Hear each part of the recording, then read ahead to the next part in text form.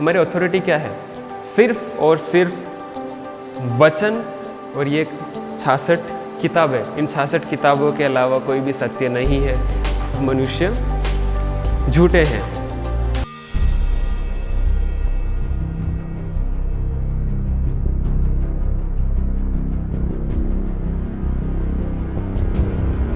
आप सभी को जय मसीह की। आज फिर से गुरुवार की इस बाइबल स्टडी में आपका स्वागत है। जैसे कि पिछले हफ्तों में हम परमेश्वर के वचन से विश्वास के बारे में, अनुग्रह के बारे में और उसके साथ में लास्ट वीक में हमने परमेश्वर मसीह के बारे में जाना। और आज के दिन में हम पढ़ने वाले हैं 16 स्क्रिप्चर, जैसे आपको बोर्ड पे दिख रहा है, बाय द स्क्रिप्चर अलोन, या कहें तो हिंदी में कहें तो सिर्फ वचन के द्वारा। ये टॉपिक अगर अब इसके बैकग्राउंड में जाए तो इसका ओरिजिन हमें मिलता है 16th सेंचुरी में। जैसे हमने बीते सप्ताह में भी जाना कि 16th सेंचुरी में जब मार्टिन लूथर ने जो रिफॉर्मेशन की शुरुआत हुई थी, रिफॉर्मेशन की शुरुआत के समय में जब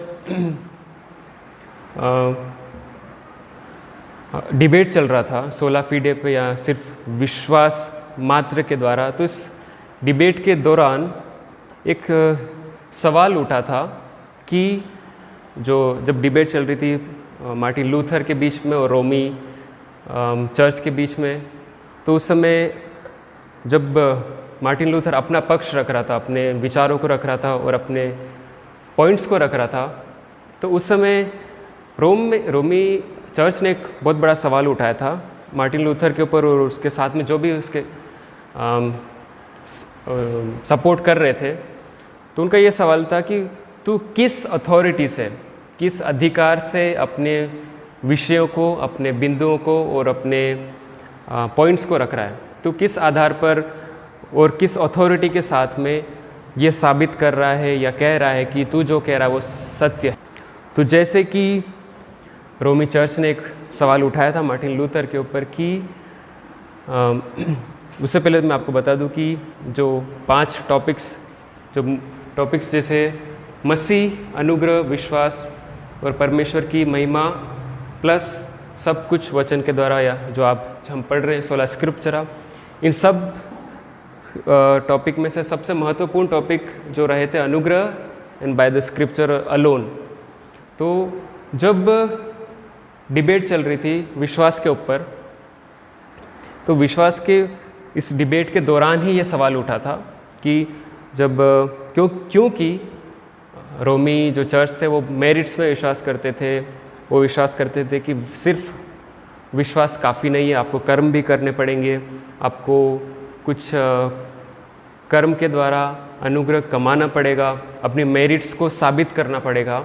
तो उस दौरान ये सवाल उठा था क्योंकि मार्टिन लूथर अपना पक्ष मात्र वचन के आधार पर रख रहा था। तो ये सवाल उन्होंने उठाया कि तेरी अथॉरिटी क्या है, तेरा बेस क्या है, तू तेरा सोर्स क्या है, तेरा माध्यम क्या है? तो उस समय उस डिबेट के दौरान मार्टिन लूथर कहता है कि मेरा सोर्स स्क्रिप्चर है, मेरा सोर्स बाइबल है, या कहें तो ये 66 बुक्स है। तो उस समय एक और इसी के दौरान एक और दूसरा सवाल उठा कि परमेश्वर के प्रकाशन के माध्यम कितने हैं, या परमेश्वर के प्रकाशन का माध्यम क्या है? यदि हम उसमें देखें तो रोमी साम्राज्य, ये जब डिबेट चली थी उस समय 2 मूल स्रोत के ऊपर बहस हुई थी। पहला स्रोत था प्रकृति, या कहें नेचर, जो हमें देखने को मिलता है बहुत सारे ऐसे बाइबल के अंदर स्क्रिप्चर है जहाँ पर परमेश्वर बताता है, उसके लेखक बताते हैं, यीशु मसीह बताता है कि परमेश्वर की महिमा को उसकी प्रकृति क्या करती है? साबित करती है। या अगर हम पढ़ें भजन संहिता उसके चैप्टर 19 में, तो वहाँ पर लिखा है, आकाश परमेश्वर की महिमा का वर्णन कर रहा है और आकाश मंडल उसकी हस्तकला को प्रकट कर रहा है। दिन से दिन बातें करता है और रात को रात ज्ञान सिखाती है। न तो कोई बोली है और न कोई भाषा जहाँ उसका शब्द सुनाई नहीं देता। उसका स्वर सारी पृथ्वी पर गूंज रहा है और उसके वचन जगत की छोर तक पहुंच गए हैं और उनमें उसने सूर्य के लिए एक मंडप खड़ा किया है जो दूल्हे के समान अपने महल से निकलता है और शूरवीर के समान अपनी दौड़ने में हर्षित होता है। तो यहाँ पर एक स्रोत, एक माध्यम तो हुआ क्या? प्रकृति, यानी परमेश्वर अपने महिमा को किससे प्रकट कर रहा है? अपनी रचना के द्वारा। हम देखते हैं आकाश मंडल, तारे, सूरज, चंद्रमा, इस पृथ्वी पर पेड़ पौधे, जीव जंतु, हर चीज़ बहुत सुंदर लगती है। तो ये सब चीज़ें क्या है? परमेश्वर की महिमा को प्रकट कर रही है। और इस टॉपिक के ऊपर तो दोनों सहमत भी कर रहे थे। या रोमी चर्च भी, रोमन कैथोलिक चर्च भी इस चीज़ के ऊपर अग्री कर रहा था और प्रोटेस्टेंट भी इस चीज़ के ऊपर अग्री कर रहे थे कि हाँ, परमेश्वर की महिमा उसकी रचना के द्वारा हो रही है, परमेश्वर का प्रकाशन उसकी रचना के द्वारा मिल रहा है। लेकिन बहस या डिबेट या कंट्रोवर्सी थी वो दूसरे स्रोत के ऊपर थी। वो था स्पेशल रेवलेशन, या कहें तो विशेष प्रकाशन, या कहें असाधारण प्रकाशन। और मार्टिन लूथर कह रहा था कि विशेष प्रकाशन सिर्फ हमें मिलता है इन 66 बुक्स के अंदर। प्रोटेस्टेंट कह रहे थे कि इन वचन के अंदर, या कहें तो सिर्फ बाइबल के अंदर ही स्पेशल रेवलेशन है। लेकिन ऑन द अदर हैंड रोमी साम्राज्य कह रहे थे हाँ, स्क्रिप्चर है, हम मानते हैं कि बाइबल की इम्पोर्टेंस है, बाइबल के वचन इम्पोर्टेंट है, लेकिन उसके साथ में ट्रेडिशन भी मैटर करते हैं, या उसके कहते हैं उसके साथ में परंपराएं भी महत्वपूर्णता को रखती है। और इसी के खिलाफ खड़ा था मार्टिन लूथर। क्योंकि जब हम ट्रेडिशन की बात करते हैं, जो रोमी चर्च था, रोमन कैथोलिक चर्च था, वो विश्वास करता था एक तो चर्च सिद्धांत कहें तो क्रीड्स, आपने सुना होगा क्रीड्स के बारे में, कन्फेशंस के बारे में, और महत्वपूर्ण था पोप और उसके साथ में थी चर्च परिषद या चर्च काउंसिल, और था चौथा पॉइंट चर्च संस्कार या चर्च पुरोहित, या इनके द्वारा, जो पोप के द्वारा, चर्च के काउंसिल द्वारा, चर्च पुरोहित के द्वारा और चर्च संस्कार में जो कुछ कहा जाता था वो उनको स्क्रिप्चर के समतुल्य मानते थे। लेकिन मार्टिन लूथर कह रहा था कि नहीं, जो इंसान है, पोप भी इंसान है, चर्च काउंसिल के अंदर भी इंसान बैठे हैं, चर्च के संस्कार है वो भी इंसान के द्वारा बनाए गए हैं, सब कुछ इंसान के द्वारा। लेकिन सिर्फ एक ही चीज़ है जो डिवाइन है, या कहें तो असमतुल्य है, जिसके समान कुछ नहीं है, वो अथॉरिटी रखती है सिर्फ ये बाइबल की 66 बुक्स। पोप भी जो सबसे ज़्यादा नाराज़ किया था रोमन कैथोलिक चर्च को, वो था मार्टिन लूथर का ये स्टेटमेंट कि even the pope and the church council can make errors, या कहें कि पोप और चर्च काउंसिल भी त्रुटि कर सकती है, अपने स्टेटमेंट्स में हो, अपने निर्णय में हो, अपने कन्फेशंस में हो, उनके द्वारा भी गलती हो सकती है। लेकिन ये चीज़ रोमन कैथोलिक चर्च को पसंद नहीं आई थी। क्यों? क्योंकि वह विश्वास करते थे कि पोप के द्वारा कहा गया वचन भी, चर्च काउंसिल के द्वारा निर्णय लिए गए कहे गए सिद्धांत भी बाइबल के समतुल्य अधिकार को रखते हैं। लेकिन उस चीज़ के खिलाफ खड़ा था मार्टिन लूथर। तो आइए इसके बारे में हम थोड़ा जानते हैं। ये आपको सामने डायग्राम दिख रहा होगा इसके बारे में कि चर्च के कलीसिया के 3 पिलर दिख रहे हैं। एक तो है मसीह जो हमने बीते सप्ताह पढ़ा, दूसरा है अनुग्रह जो हमने फर्स्ट हमारी क्लास में पढ़ा था, और है तीसरा विश्वास। यदि हम तीन चीज़ों को देखें, ये मसीहत का क्या है? आधार है। मसीहत का एक कहें तो खंबे हैं, और ये तीन खंबे किस चीज़ के लिए हैं? परमेश्वर की महिमा के लिए। और अब इन चारों चीज़ों को अगर हम देखें तो ये चारों चीज़ें सिर्फ हमें मिलती है परमेश्वर के वचन के द्वारा। अगर परमेश्वर के वचन के बाहर हम इन चारों चीज़ों को नहीं देख सकते, या हमें इन चारों चीज़ों की डेफिनेशन या परिभाषा हमें जाननी है, तो सिर्फ और सिर्फ वचन ही में हमें इसकी इन चारों विषयों की परिभाषा मिलती है। In the scripture alone. तो फिर ये सवाल उठा था कि क्या पोप और चर्च काउंसिल एरर या त्रुटि कर सकती है? तो मार्टिन लूथर का जवाब यही था कि ये चारों चीज़ें परमेश्वर की स्तंभ को जो साबित करती है वो सिर्फ हमें मिलती है स्क्रिप्चर के अंदर, या कहें तो वचन के अंदर। और जो कुछ चीज़ वचन के बाहर होगी उसमें एरर हो सकता है, उसमें त्रुटि हो सकती, पूरी संभावना है। क्यों? क्योंकि पोप भी क्या है? मनुष्य है। और यदि हम वचन में पढ़ें भजन संहिता उसका 116 उसका 11 में लिखा है कि ऑल मैन आर लायर्स, सब मनुष्य झूठे हैं, including pope, including church council, including me, including everyone. सब क्या है? झूठे हैं। सत्य सिर्फ है परमेश्वर का वचन, उसके अलावा कुछ भी सत्य नहीं है।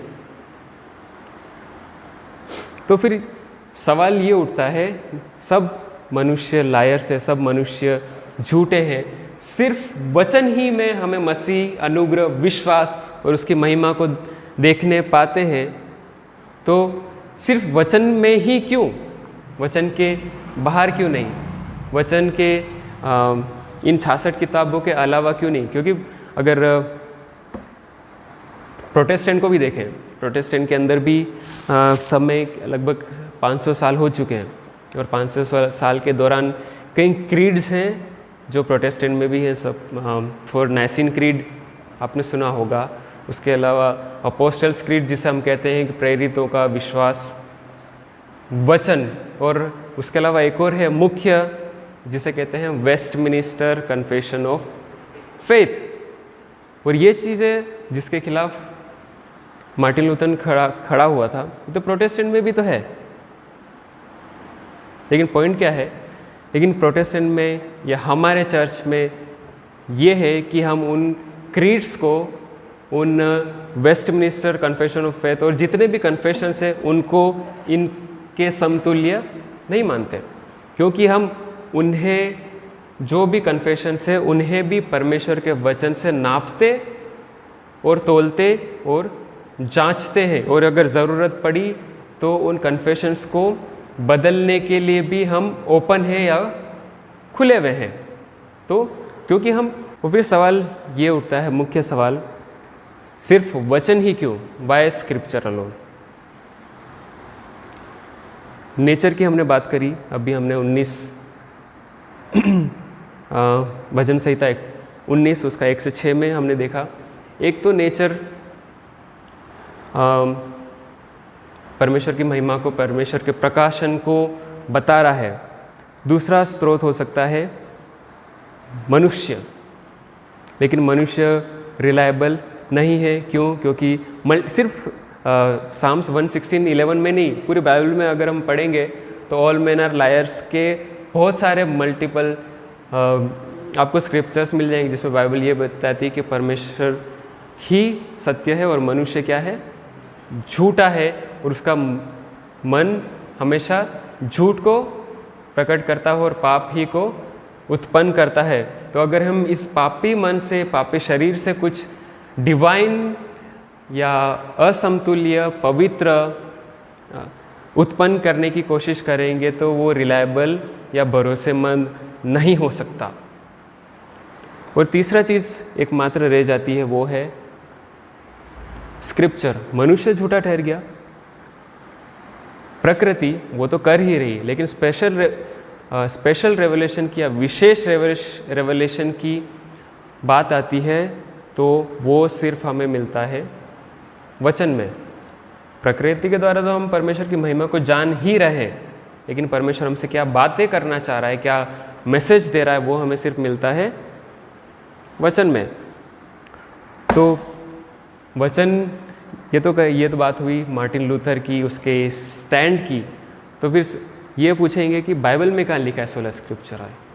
बाइबल के आधार पे हम कैसे प्रूव करें, कैसे साबित करें कि सब कुछ परमेश्वर का वचन ही उसका रेवलेशन है। तो मेरे साथ निकाल लेंगे 2 तीमुथियुस उसका 3 अध्याय, उसके 14 आयत से हम पढ़ेंगे।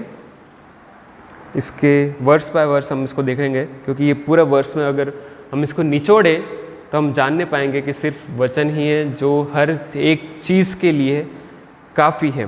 मैं आपके साथ में पढ़ना चाहूँगा 3 अध्याय 2 तीमुथियुस उसका 3 अध्याय उसकी 14वीं आयत से। वहाँ पर इस प्रकार लिखा है, पर तू उन बातों पर जो तूने सीखी है और विश्वास किया है यह जानकर दृढ़ बना रह कि तूने उन्हें किन लोगों से सीखा है। पौलुस तीमुथियुस को कह रहा है कि तीमुथियुस ने कहाँ से सीखा था। एक तो उसने वचन से सीखा था, क्योंकि उसने बचपन ही से वचन को सीखता आया था, आगे हम देखेंगे। और दूसरा था पौलुस ने उसको सिखाया था, क्योंकि पौलुस के साथ था वो। तो वो कह रहा है, पर तू उन बातों को जो तूने सीखी है, किससे सीखी है? वचन से सीखी है, और मुझसे अर्थात पौलुस से सीखी है, उन पर क्या कर विश्वास किया है, यह जानकर दृढ़ बना रहा कि तूने उन्हें किनसे सीखा है। और बचपन से पवित्र है, या पॉइंट आया, और बचपन से पवित्र शास्त्र तेरा जाना हुआ है, जो तुझे मसीह पर विश्वास करने से उद्धार प्राप्त करने के लिए बुद्धिमान बना सकता है। तो इसमें 2 चीज़ें आ रही, एक तो उद्धार के लिए वचन की इनफता या पर्याप्तता को बता रहा है, दूसरा है बुद्धिमान बनाने के लिए परमेश्वर के वचन की पर्याप्तता को, उसके पवित्र शास्त्र की पर्याप्तता को बता रहा है। उसके आगे 16 में आएंगे, संपूर्ण पवित्र शास्त्र परमेश्वर की प्रेरणा से रचा गया है। संपूर्ण पवित्र शास्त्र परमेश्वर की प्रेरणा से रचा गया है। यदि इसको दूसरे ट्रांसलेशन में कहें तो वहाँ पर इस प्रकार लिखा है कि संपूर्ण पवित्र शास्त्र परमेश्वर द्वारा फूंका गया है। इसमें 2 चीज़ें हैं इसको अंडरस्टैंड करने की। कई लोग कहते हैं कि परमेश्वर के वचन है, ये जो लिखे गए 66 किताबें हैं, वो परमेश्वर ने अपने चेलों को और उनके प्रॉफिट्स को और जिन जिन लोगों ने ये बाइबल को लिखा है उन्हें इंस्पायर किया। लेकिन इसको डिटेल में देखें, इसको मूल रूप से समझें तो परमेश्वर ने अपने इन लोगों को फ्री नहीं छोड़ा कि जो कुछ तुम चाहो लिखो, लेकिन एक एक वचन उत्पत्ति का 1 अध्याय के पहले वर्ष से लेकर प्रकाशित वाक्य के आखिरी अध्याय तक एक एक वचन जो लिखा गया है वो परमेश्वर की प्रेरणा से, परमेश्वर की जैसा वो चाहता था वैसा ही लिखा गया है।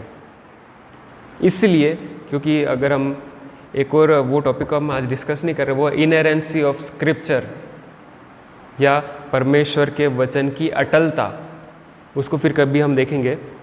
तो हम जानेंगे कि परमेश्वर का 66 जो किताबें हैं वो सब भी आयत टू आयत, एक एक आयत है परमेश्वर के आधार पर, परमेश्वर की प्रेरणा से लिखी गई है। परमेश्वर ने सिर्फ अपने लेखकों को इंस्पायर करके खुला नहीं छोड़ दिया है कि मैं तुम्हें इंस्पायर कर रहा हूँ और तुम जो चाहते हो वो लिख सकते हो, ऐसा नहीं है।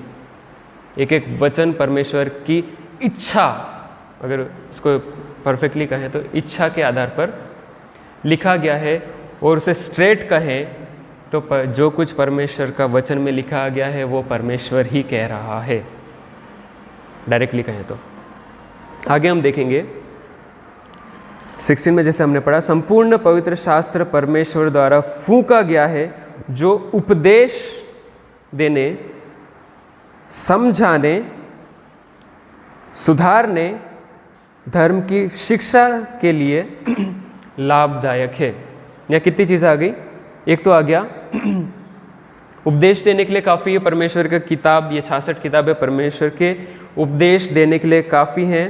दूसरा, समझाने के लिए ये 66 किताबें काफ़ी है, सुधारने के लिए ये 66 किताबें काफ़ी है, और धर्म की शिक्षा देने के लिए ये 66 किताबें काफ़ी है।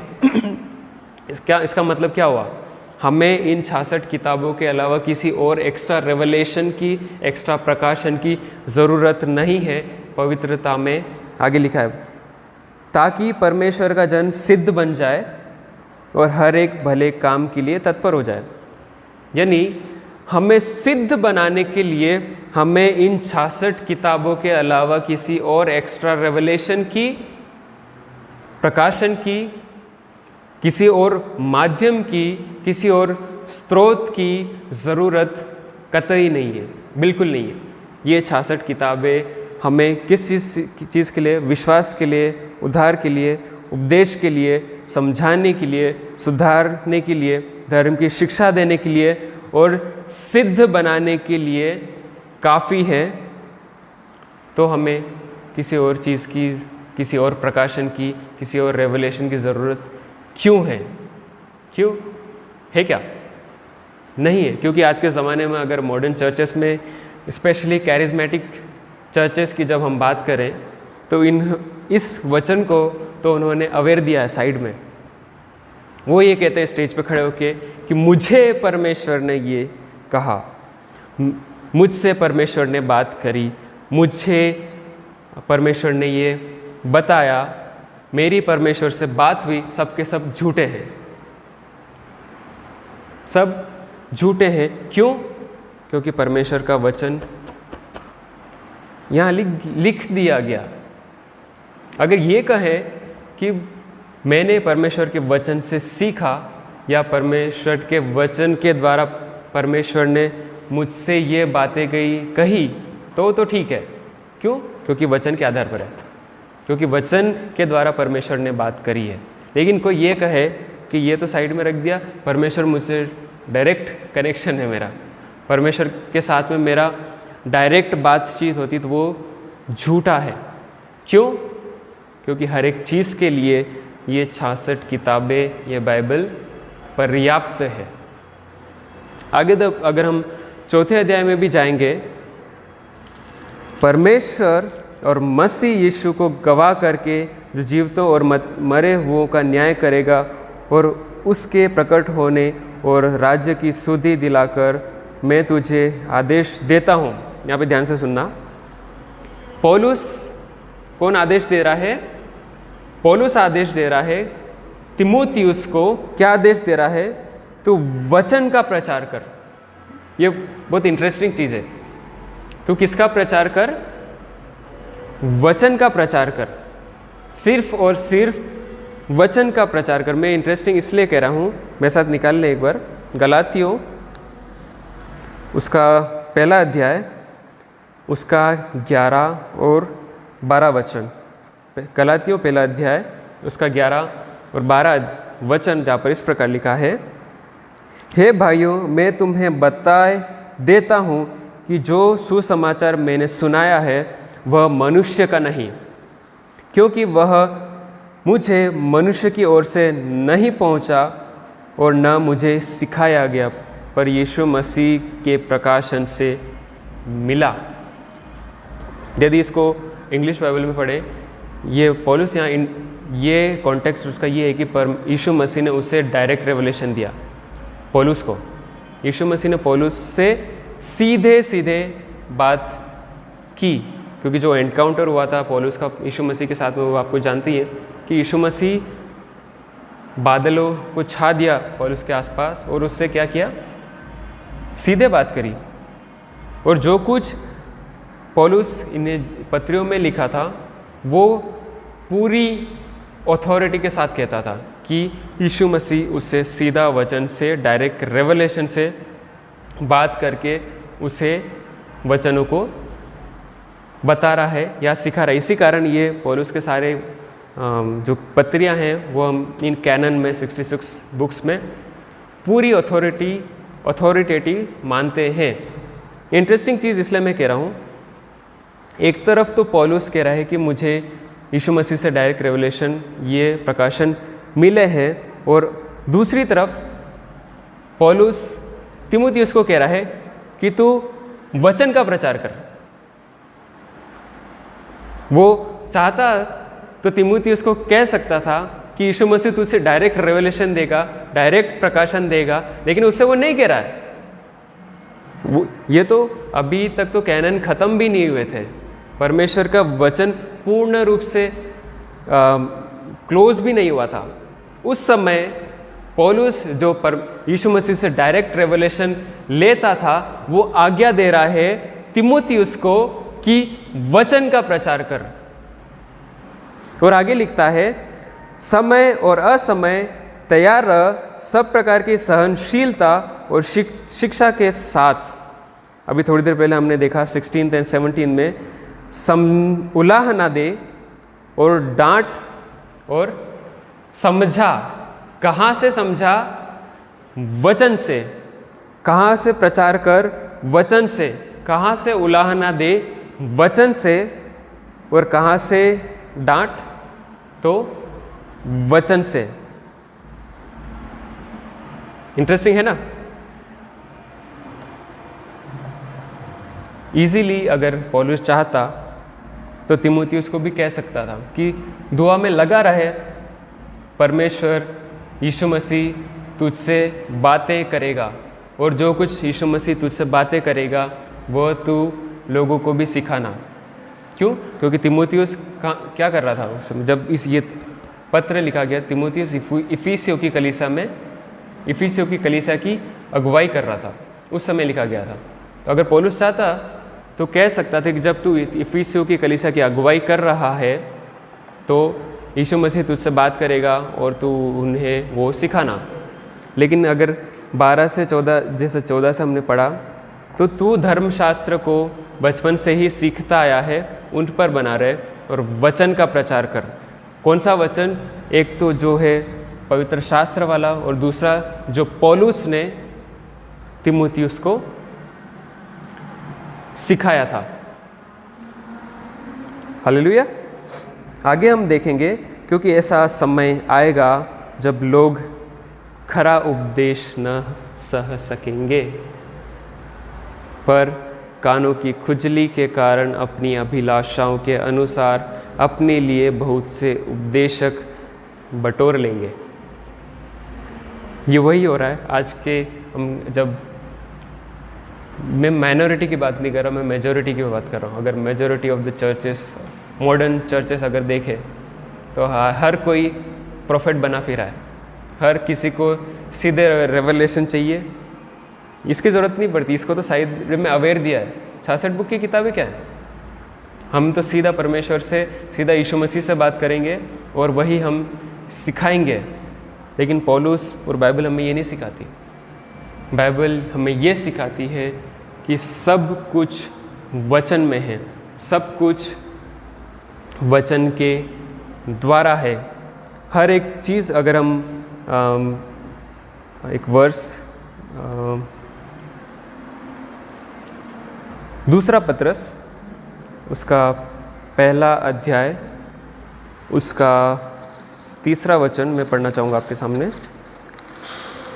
दूसरा पत्रस पहला अध्याय 3 वचन, वहाँ पे इस प्रकार लिखा है, क्योंकि उसकी ईश्वरीय सामर्थ्य ने सब कुछ जो जीवन और भक्ति से संबंध रखता है हमें उसी के पहचान के द्वारा दिया है।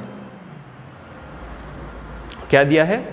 एक तो जो जीवन से संबंध रखता है, और दूसरा भक्ति से, या कहें तो गॉडलीनेस एंड लाइफ से जो कुछ संबंध रखता है, वह मैंने क्या कर दिया है? उसी के पहचान के द्वारा कहाँ दे दिया है? स्क्रिप्चर में, यानी उत्पत्ति पहला अध्याय से प्रकाशित वाक्य के आखिरी अध्याय तक जीवन के लिए और भक्ति के लिए ये 66 किताबें काफ़ी है। यदि हम पवित्रता की बात करते हैं तो भी काफ़ी है, और अगर हम सांसारिक जीवन जीने की बात कर रहे हैं तो भी काफ़ी है ये 66 किताबें। अंत में मैं मार्टिन लूथर का वो स्टेटमेंट जो उसने उस समय दिया था जब वर्म्स की सांसद बिठाई गई थी। वर्म्स की सांसद में जब ये डिबेट चल रही थी तो बहुत समय हो गया था, तो रोमन कैथोलिक चर्च था, वो डिबेट के दौरान एक मौका देते हैं मार्टिन लूथर को कि आ और अपना पक्ष रख। वो हुआ था 1921 में, डाइट ऑफ वर्म्स के नाम से फेमस है। एक संसद बैठाई गई थी जिसमें सारे रोमी चर्च के, रोमी साम्राज्य के अधिकारी और वहाँ का शासक मौजूद था। तो उस समय संसद में जब सब मौजूद थे तो मार्टिन लूथर को वहाँ पर बीच में खड़ा किया, और मार्टिन लूथर को खड़ा करके उसकी जितनी भी किताबें उसने लिखी थी वो सारी उसके सामने रख दी, और उससे कहा कि क्या ये किताबें तूने लिखी है? यदि तूने लिखी है तो माफ़ी मांग, यदि तूने लिखी है तो इससे फिर जा या पछता कर अपने आप को क्या कर, सरेंडर कर। लेकिन मार्टिन लूथर कहता है कि मुझे 24 घंटे का समय चाहिए। तो वो लोग संसद में उसे 24 घंटे का समय देते हैं। तो अगले दिन फिर से Martin Luther Roman Catholic church और उनकी अथॉरिटी के सामने खड़ा होता है, और फिर से उससे वही पूछा जाता है, क्या ये किताबें तेरे द्वारा लिखी गई है? यदि तेरे द्वारा लिखी गई है तो माफ़ी मांग या सरेंडर कर। लेकिन मार्टिन लूथर के द्वारा एक रिमार्केबल स्टेटमेंट, बहुत फेमस स्टेटमेंट है, वो दिया गया था जो आज भी जाना जाता है। वो उसने रोमी चर्च के सामने खड़ा होकर कहा, जब तक मैं पवित्र शास्त्र या स्पष्ट कारण से आश्वस्त नहीं हो जाता मैं पीछे नहीं हट सकता, क्योंकि मेरा विवेक वचन का गुलाम है, और विवेक के विरुद्ध कार्य करना न तो अच्छा है और न ही सही। हे खुदा, मैं यहाँ हूँ, मेरी सहायता कर। यहाँ पर मार्टिन लूथर बहुत ही क्लियर स्टेटमेंट दे रहा है, पीछे हटने से इनकार कर दिया उसने सीधा कह दिया कि जब तक मैं आश्वस्त कारण से, मूल चीज़ आश्वस्त कारण से और पवित्र शास्त्र से आश्वस्त नहीं हो जाता मैं पीछे नहीं हट सकता। क्यों? क्योंकि मेरा विवेक किसका गुलाम है? परमेश्वर का के वचन का गुलाम है। क्यों? क्योंकि वो जानता था कि सब कुछ, क्योंकि अगर कंप्लीट अथॉरिटी, संपूर्ण आधिकारिकता कोई रखता है तो वो है बाइबल, वो है परमेश्वर का पवित्र धर्म शास्त्र, वो है परमेश्वर की बाइबल की ये 66 किताबें। उसके अलावा कोई भी अथॉरिटी इसके समतुल्य नहीं है। हर एक अथॉरिटी, यदि हम कोई क्रीड्स की भी बात करें, कन्फेशंस की भी बात करें, हमारे विश्वास वचनों की भी बात करें, वो भी परमेश्वर के समतुल्य इक्वल अथॉरिटी को नहीं रख सकते। जो कुछ है वचन में है, मसीह वचन में है, अनुग्रह वचन में है, विश्वास वचन में है, परमेश्वर की महिमा भी वचन ही में है। आइए हम दुआ करें। धन्यवाद करते हैं खुदा, आज जब हम आपके चरणों में आते हैं, आपके उस वचनों को सीखा पिता परमेश्वर, और हमने जानने पाए कि जो कुछ है सब कुछ वचन में है, जो कुछ है आपके पवित्र धर्मशास्त्र में है। यदि कोई संपूर्ण और पूर्ण अधिकारिकता रखता है तो वो आपका वचन है। इन वचन के अलावा कोई भी चीज़ नहीं है जो समतुल्य अधिकारिकता को रखती है। खुदावंद, हम दुआ करते हैं कि हमारी कलीसियाएं भी और हम स्वयं उस वचन के गुलाम हो जाए, हमारा विवेक इन वचनों का गुलाम हो जाए, हमारा विवेक इन धर्मशास्त्र के अधीन में हो जाए। क्यों? क्योंकि इन वचनों के अलावा कोई भी रेवलेशन हमें आपके नज़दीकी में नहीं लग सकता। खुदावंद, धन्यवाद करते हैं आपकी इस अनुग्रह के द्वारा, इस वचन के लिए जो आपने हमें दिया है। खुदावंद, आपका धन्यवाद करते हैं। ये तो आपका अनुग्रह ही है पिता कि हम आपके वचनों को देखने और पढ़ने वाले होने पाए। खुदा, हर एक चीज़ को आपके हाथों में सौंपते हैं। इस दुआ को मांग लेते हैं, उद्धार करते हैं यीशु मसीह के नाम से, आमीन।